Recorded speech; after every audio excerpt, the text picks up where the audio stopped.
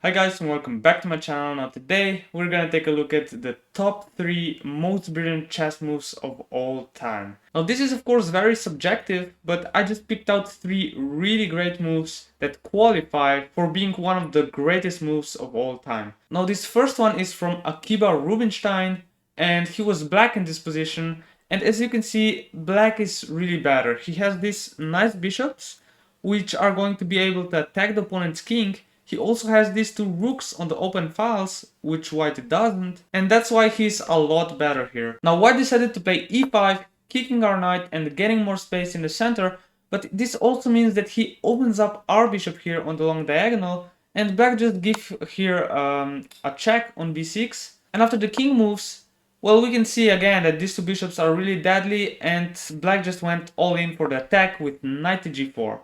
Now, this knight is not protected, of course, white can just take it, but he no longer defends his bishop, so we can take the bishop, and we still have these nice bishops, and we're also threatening to take the knight on c3. Let's say after rook to d1, we can just get rid of this knight and get 2 pieces for a rook, and we're just completely winning here. So that's why white didn't take our knight on g4, but he played bishop to e4, trying to close this diagonal and just exchange one of these 2 powerful bishops. But now what black does, he just keeps on attacking queen to h4, threatening mate on h2. Now white can defend this by playing g3, also attacking our queen. And now here comes the brilliant move. Please pause the video and try to find it. Now the brilliant move here is rook takes c3. Even though our queen is hanging here. Now first of all, if the rook is taken, we can take on e4 with a check, and after the queen recaptures, we just deflected this queen from defending this h2 pawn, and we can just give him a really nice checkmate. So that's why he can't take the rook on c3, and that's why in the game he just took our queen on h4. And now what do? You play rook to d2. Such an incredible move, deflecting the queen again from the defense of this bishop, and after the queen takes the rook, well, we can take on d4 of course, and you can see the power of these 2 really nice bishops. The only move is basically to defend this check with queen to g2, and now rook to h3. And he can't avoid getting mated here on h2, because the queen is pinned. If he does, I don't know, something, we can just checkmate him on h2. The queen can take the rook, of course, and if he takes the bishop, again the same thing, we just take on h2 and the king is just checkmated. So this rook takes c3 and rook to d2 were just brilliant. Now the next brilliant move here is from Frank Marshall, and he's just winning here with the black pieces. He has a lot of pressure on the f-file. One of the winning continuations here could just be rook takes f2, because if he takes our rook, well, queen to a1 and he's getting mated here after this, you know. So that's why black is just winning, but he didn't go for this. He just played rook to h6, attacking the queen, and when the queen moves, well, we can just take the bishop on h3, because if it's taken now, well, we can play knight here and we can just take the queen on the next move.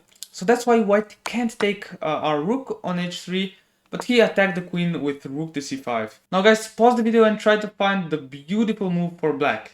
Now the move is queen to g3.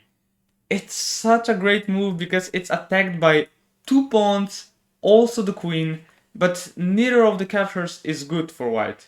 If he takes it with the h-pawn, well, we can just give him a checkmate on e2, and if he takes it with the f-pawn, again, knight to e2 check, the king has to go to h1, he can't go here, and we can just checkmate him on f1.